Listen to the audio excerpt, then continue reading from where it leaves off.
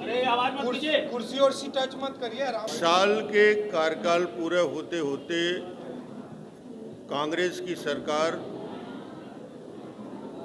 सभी मोर्चे में असफल रही है और पूरे प्रदेश में कानून व्यवस्था की स्थिति बद से बदतर हो चुकी है। जिस प्रकार से बेटियों पे बलात्कार हो रहा है, हत्याएं हो रही हैं, अपराध बढ़े हैं, डकैती और आम बात हो गई है। अब तो एक हत्या दो हत्या नहीं, तीन तीन चार चार लोगों की हत्याएं दिन दहाड़े हो रही, अपराधी पकड़े नहीं जा रहे हैं। जुआ सट्टा अपराध पूरे छत्तीसगढ़ में व्यवसाय बन चुका है, धंधा बन चुका है। पुलिस के संरक्षण में ये सारे अपराध हो रहे हैं। इसलिए कानून व्यवस्था पूरी तरीके से चौपट हो चुकी है। नक्सली आतंक और भय इतना बढ़ गया है कि पुलिस का थानेदार मानपुर जैसे विकास खंड में लोगों को विकास खंड छोड़ने के लिए, बाहर जाने के लिए लिखित में नोटिस दे रहा है 50-50, 60-60 लोगों को। यानी आम आदमी की रक्षा करने में प्रशासन और पुलिस असफल है। ये आतंक और नक्सल का राज छत्तीसगढ़ में चल रहा है। लोग अपने आप को घरों में असुरक्षित महसूस कर रहे हैं। नक्सलवाद के विषय को लेकर, जिन विषयों को लेकर उन्होंने आरोप प्रत्यारोप लगाए थे, मुझे लगता है कि आज सिर्फ और सिर्फ नारे लगाते रहे। युवकों को बेरोजगारी भत्ता देने की बात कही, शराबबंदी की बात कही, 2 साल का बोनस देने का बात कहा, दाना दाना धान खरीदने की बात कही।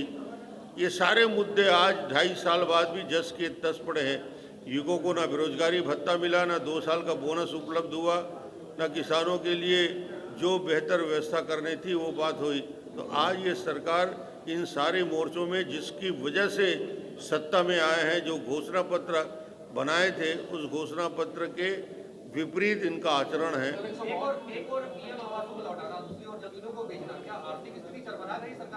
आर्थिक स्थिति इतनी चरमरा गई है, मैं आज आपको बता रहा हूँ।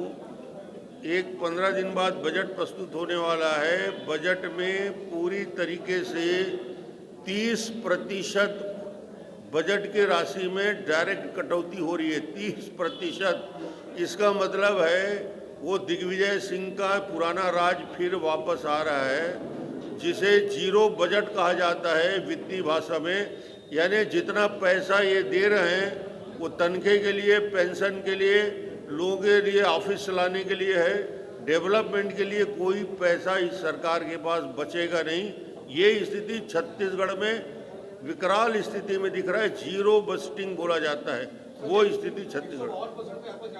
जी सर, ये सब कुछ बिकाऊ है जी। जमीन, घर तोड़ के, झोपड़ी तोड़ के, किसी की आह लेके आप पैसा बना के कौन सा महल खड़े कर लोगे?